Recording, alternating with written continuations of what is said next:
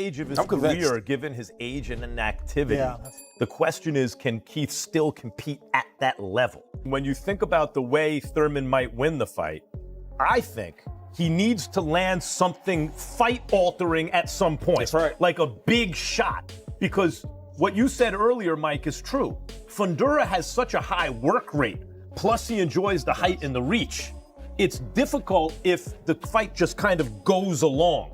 At some point, Keith is going to have to do something big in that fight, seems to me. With a different kind of confidence now. It's like his swag is different. When he's walking you down, it's like he's so confident in what he's doing. He's like dominating the opponent. It's a different swag he got when he's walking you down. And he's actually not getting hit flush because he's sliding with the punches. And even the shots that are landing, he's brushing them off. So he's gaining that confidence where he's willing to just go walk you down, and let his shots go. So it's a different. Max Kellerman breaks down the intriguing matchup between Keith Thurman and Sebastian Fundora, highlighting the clash of very different styles. Thurman brings experience and knockout power, while Fundora relies on height and constant pressure, creating a complex tactical challenge. Kellerman points out that the fight will likely come down to who controls the ring, manages timing, and sets the pace early on. Belt holder Keith one-time Thurman returns to action for only the second time in the last 4 years. He's challenging Sebastian Fundora for Fundora's junior middleweight strap. Fundora is the ring's second-ranked 154-pound. Kellerman anticipates an exciting and competitive fight. Thurman's experience, smart ring strategy, and punching strength will go head-to-head with Fundora's non-stop attacks and pressure. Still, Kellerman leans slightly toward Fundora as the edge in this matchup. An action fight, Max? You're talking about a guy in Fundora who's only in action fights, and Thurman, I think people forget, right? 'Cause it's been a while since he's really been at the top. He's been inactive, but he's been in a ton of action fights too, whether it was Sean Porter, Danny Garcia. And I think this is going to be a more competitive fight than a lot of people think. Yeah, I mean, Keith Thurman's only ever been at the worst competitive with somebody. Come on now. It should be a good action fight, but does Keith have a chance to win? It's a toss-up. I think he has the experience, he has the IQ, and he definitely has the punching power, to keep Fundora honest. And I think with Fundora's volume of punches, he's going to leave holes in there for Keith to be able to throw those big shots in between.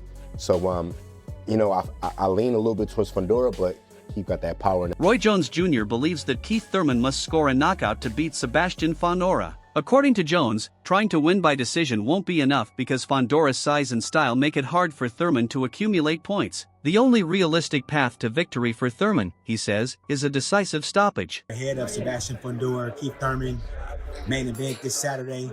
Good fight coming up. What's your first thoughts? I think it's a great fight. Great fight for both fighters. You got a young guy that's trying to establish himself in the game. You got an older guy who's trying to come back and show that he's not done yet. So it's a perfect fight, perfect storm meeting at the perfect time. What happened? We don't know. That's what we're going to see. That's what we're here to see. Keith Thurman, to me, if he wins the fight, it has to be by knockout. Fundora can win it by boxing, outpointing, or he can win it by knockout. But Keith Thurman, to me, has to get it by knockout. Fundora's exceptional height and reach give him a clear advantage in the junior middleweight division. He can control the distance with his jab, make opponents punch awkwardly upward, and apply pressure from a range that keeps him safe and effective. Consider is the height advantage. Keith never faced a guy that tall, man. Fundora's 6'5". No one's faced a guy that tall in that division. It's difficult because now you're not throwing straight shots. You got to throw up. Right. You know what I mean? So all your shots, the angles of your shots it's not natural to be punching high. Yeah. Right. You know what I'm saying? So that could affect Thurman's, even his punching power. Would this be the best win for either guy in their career? For Thurman, I'd say no. Thurman already beat Sean Porter and Danny Garcia, which I think were really quality wins. Although he wasn't an underdog in those fights, so you might say yes, I guess. In that this would be, but I would say Fundora is right there with those guys. I think at this point in his career and at the age for him to be such a young lion, I would think so. Keith Thurman openly recognizes the challenge posed by Fundora's size, calling him perhaps the tallest and largest opponent he's ever faced. Despite this, Thurman is confident in his preparation, emphasizing that he's trained with sparring partners who mimic Fundora's length and fighting style to be fully ready. So the return to the scene of the crime. You sparred my friend Professor Mike. How did that level up your game? I mean, he helped Bala to win that fight against Fundora. Do you feel like that is going to be your secret weapon? It's having the proper sparring and preparation. It's amazing. I'm very grateful for what he brought to the table. I worked with him last year, and I'm just so grateful that we were able to bring him back in. And it's just great, you know. I think he moves a little bit more than Sebastian Fundora. I think stylistically, my sparring partners were a little bit different, but they gave me that look that I'm not gonna be in foreign territory, man. This reach is an obstacle, but I was fighting Mike from the outside. I had to do lots of tricky stuff, and he saw me try to do the same tricks over and over and over again, to where, you know, at sometimes he could kind of get used to the plays that I was trying to make, because I kept making the same plays, right? It's like a football game, and they just keep running the same plays, right? But Sebastian Fundora, he hasn't seen this play. It's going to be a brand new play that I've been meditating on, preparating on, and you know, using Mike for it. So you know, we get this victory, man. He's going to get a big. Max Kellerman notes that Fundora has grown since the Tim Saya fight, learning to use his jab and manage distance more effectively. Thurman, however, still possesses dangerous power and has the ability to exploit any gaps in Fundora's defense. Fundora, too, what's super interesting to me is I look at the Zoo fight and talk about a fork in the road for both guys. The first fight, Zoo was putting it on him. Yes, he was. He was on his way. It looked like, you can't tell for sure because Fundora's got a lot of heart, to a sensational win, right? He was too much. Yeah. Then the cut happens. Come on now. He winds up losing, and then and he's not been the same since. But that's not just that it hurt Zoo. It seemed to help Fundora. Confidence. Since then, Fundora Confidence. has been a better fighter. That was the best fights for Fundora, because he grew and he learned how to use his distance. Because in the rematch, he didn't play the inside fight with Zoo. He kept his distance and he used that nice. Sean Porter, on the other hand, favors Keith Thurman.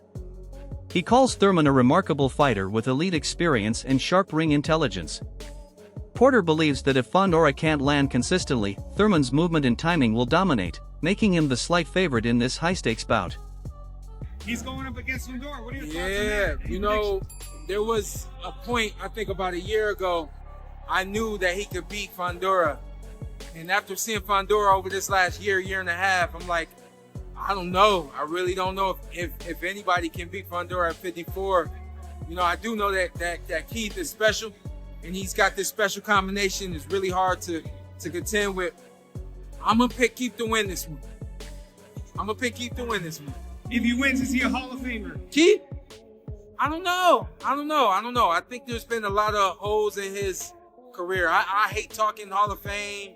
I get a lot of people saying that I'm a Hall of Famer. I've been put now in 2 Hall of Fames. I'm grateful, but I don't know, man. I don't like speaking of other people's careers like that. Kellerman also points out that Thurman's prime years were somewhat overshadowed by top welterweights like Terrence Crawford and Errol Spence Jr., but aside from those two, Kellerman emphasizes that Thurman stood head and shoulders above the rest of the division.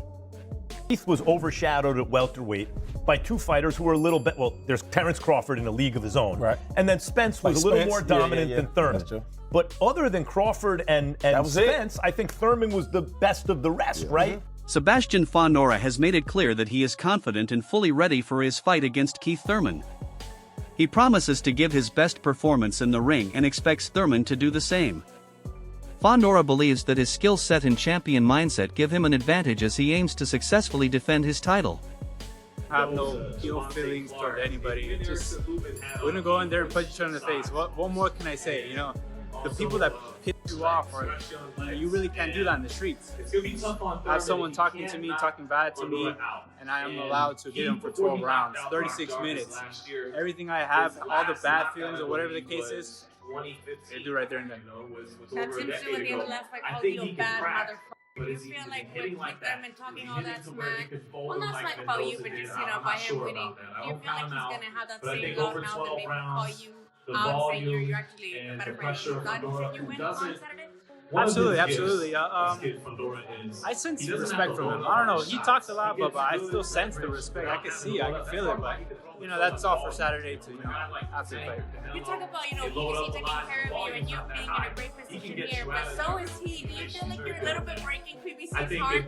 Also, regardless of him liking you so much, because you are kind of, you know, like he said, maybe retiring one of their first chances. No, it's just boxing. You know, boxing happens. The old goes out and the new comes in. And I think we're the new fighter. You know, you hear boxing, you hear Fundora, and so, you know, me and my sister are really holding that. Fundora is widely regarded as a fighter with exceptional mental and physical toughness. He thrives under pressure, performing well in high-intensity situations, and shows the resilience to endure challenges without losing focus. His approach to boxing is disciplined and strategic, combining mental commitment with physical durability. This allows him to absorb attacks while staying composed and executing his plan. Fundora's resilience is more than defense, it's about maintaining focus, adapting to the pace of the fight, and turning difficult moments into opportunities, ensuring he never loses control in the ring.